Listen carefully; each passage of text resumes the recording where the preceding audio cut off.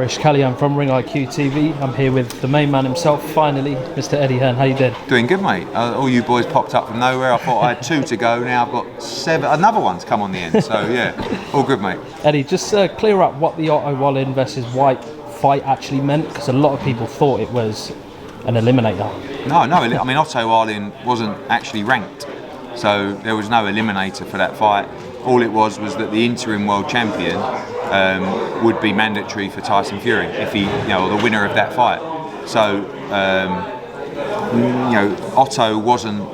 To be honest with you, he had an absolute result getting the fight and even being in that kind of position. Doesn't mean he's not unlucky, and we're not, disappointed for him, because we are. But this was about Dillian Whyte.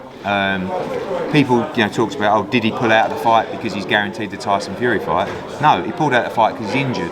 If we were going to pull out, we would have done it 4 weeks ago when we first learned about that. And I don't mind putting my hands up and saying, I thought when we got that news, how will Dillian feel? And he came straight out and he went, no, look, I'm fighting. I haven't boxed since March. I've been training for 4 months. I've spent 6 figures on a training camp in Portugal with all my sparring, and he was going to make a lot of money to fight Otto Wallin. So that's not how Dillian Whyte rolls. He was more than happy to take the fight. He just couldn't continue. So we know now that he will fight Tyson Fury, and I expect the negotiations to be ordered for that fight at the WBC convention.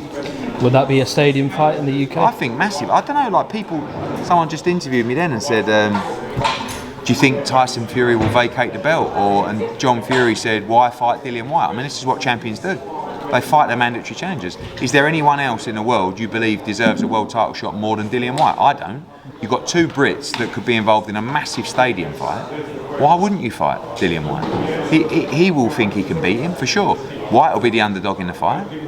So you can't just sit out for another year and wait for the Joshua Usyk win. I don't think so. So, I think Tyson Fury will want to take that fight, and if it's ordered, he should, in my opinion, take care of his obligations as a champion.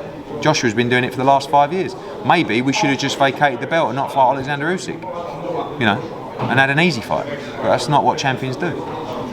How well do you think he'll do against Fury? It's a really tough fight. I think Fury's the favourite in the fight. I think Dillian Whyte can beat him. I think he has, 1, he has great power. 2, he has a great engine. 3, he's unbelievably tough. He's not going to gas out after 3 rounds. And the style that Fury is fighting with, another question I had earlier was, do you think Fury is slowing down? I said, I don't know whether he's slowing down or he's changing his style. I don't care, because I like what I'm seeing. 1, because he's more beatable, and 2, because he's much more entertaining. Do you know what I mean? When he beat Vladimir Klitschko, don't get me wrong, it was a masterclass. It was so boring, that fight, to watch. His last fight was a thriller. And even the one before that was a thriller. Wilder 2.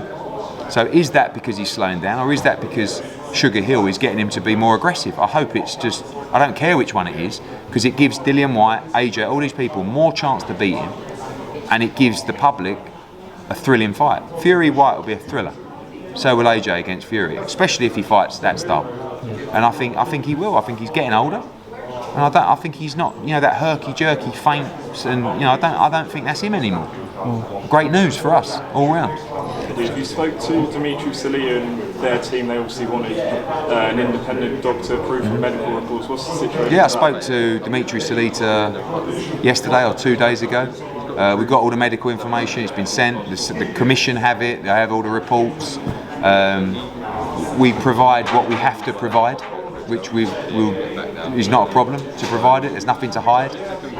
Dimitri's just pissed off. I mean, ultimately he's lost 30% or whatever he was taking from the fighter in the payday. So I understand that. But as I pointed out to him the other day, when Alexander Povetkin pulled out of the Dillian Whyte rematch with 7 days to go with COVID, Dillian Whyte didn't believe him either. I did, because I knew Andrei Rybinski, and actually to a point where I knew he was in hospital. I didn't even ask for a medical report, but we have no problem. We've got the medical reports. They've been provided to the relevant people, and there's I said to Dimitri, I'm really sorry.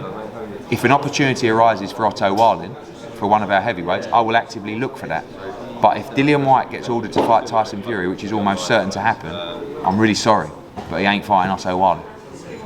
So Jordan, part of you being relieved if the fight is off? No, because I've done my bollocks. Yeah. No, because 1, we've done a load of money on the show. 2, DAZN miss out on a really big fight and big main event. 3, I don't want Dillian Whyte to have a year of inactivity before going into the Tyson Fury fight, which he will unfortunately have to have. And 4, I believe he was going to beat him.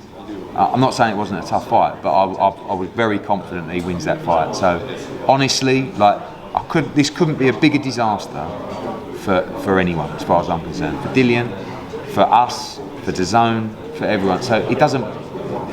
Yeah, people say, yeah, but at least now you're fighting Tyson Fury. He could have won on Saturday and fought Tyson Fury, and got paid in a fortune, and driven a load of subscribers, and had a great night. Instead, I have to go through the process of listening to people moan about us deciding to continue to do a show and give fighters an opportunity to fight rather than just jacking it in and walking away, which 9 out of 10 promoters would have done.